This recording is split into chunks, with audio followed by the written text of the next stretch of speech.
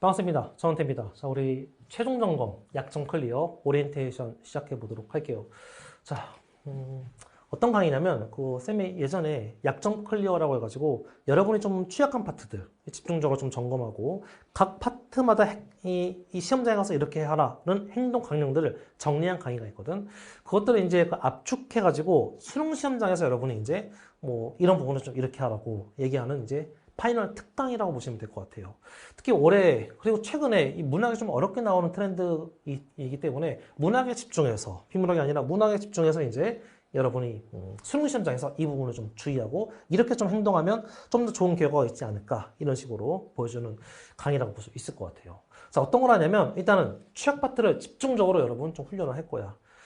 모의고사를 여러분이 풀면서 그래서 이제 학생들이 좀 하소연하는 게 EBS 공부를 하면 할수록 이제 문학에서 시험장에서 좀 더 빠르게 풀 수 있고 좋다. 근데 비연계 소설이 나올 때 특히 비연계 현대소설, 비연계 고전소설이 나올 수도 있고 어쨌든 비연계 소설이 나올 때 많이 힘들다고 하는 그런 학생들이 많거든요.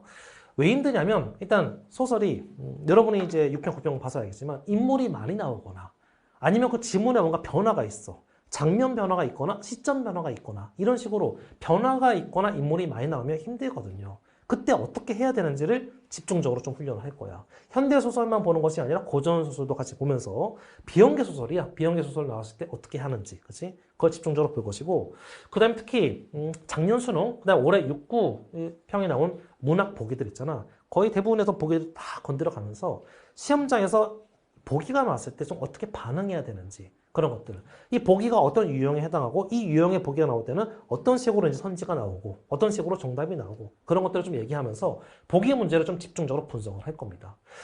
6,9평 이런 것만 분석하는 것이 아니라 실전 문제도 같이 풀면서 보기를 만났을 때 어떻게 해야 되는지 좀 어려운 보기가 나왔을 때 또 어떻게 해야 되는지 이런 것들을 집중적으로 강의하도록 할 겁니다. 그리고 영역별로 식문학이 나왔을 때 시험장에서 어떻게 행동해야 되는지 그 다음에 소설 문항이 나왔을 때 시험장에서 어떻게 행동해야 되는지 그런 행동 강령들을 총 정리하는 강의라고 보시면 돼요.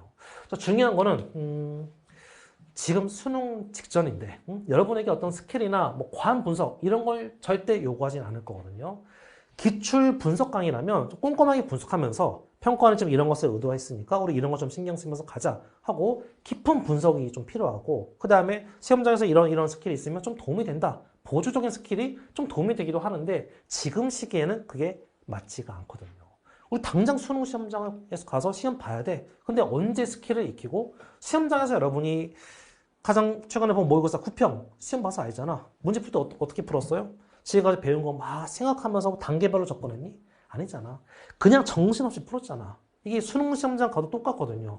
그냥 정신없이 푸는 거야. 근데 그때 하나만 신경 쓰면서 가라. 이거야.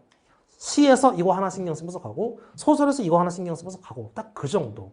지극히 단순한 어떤 적분으로 가야지 여러분이 수능 시험장에서 쓸 수가 있거든요. 오직 수능 시험장에서 여러분이 할 수 있는 거 그것만 집중적으로 갈 겁니다. 복잡한 적용 훈련 지금은 적용 훈련을 할 수 없는 시기야. 배워서 그냥 바로 써야 돼. 따라서 복잡한 적용 훈련 그런 거 필요 없이 시험장에서 여러분이 바로 반응할 수 있게 자연스럽게 반응할 수 있게 가장 심플한 툴을 가지고 여러분에게 강의를 할 겁니다. 이 강의 전 파트는 이 교재 이 파일을 제공하고 그 다음에 9차 시 내외로 이제 구성되어 있기 때문에 이 추석 전에 완강이 돼요. 여러분이 이제 몰아서 들으면 한 이틀이면 충분히 이제 들을 수도 있을 거야. 각 차시를 좀 길게 하지 않고 좀 짧게 하면서 여러분이 가볍게 들을 수 있게 해놨거든요. 자, 근데 강의는 짧지만 여러분이 배워가고 얻어갈 거는 상당히 좀 많을 거야. 알겠죠? 자, 이 많은 것들을 강의에서 압축적으로 담아 준비했으니까 다 여러분이 받아먹고 소화해가지고 수능날 좋은 결과가 나왔으면 좋겠습니다. 자, 우리 본강에서 보도록 할게요.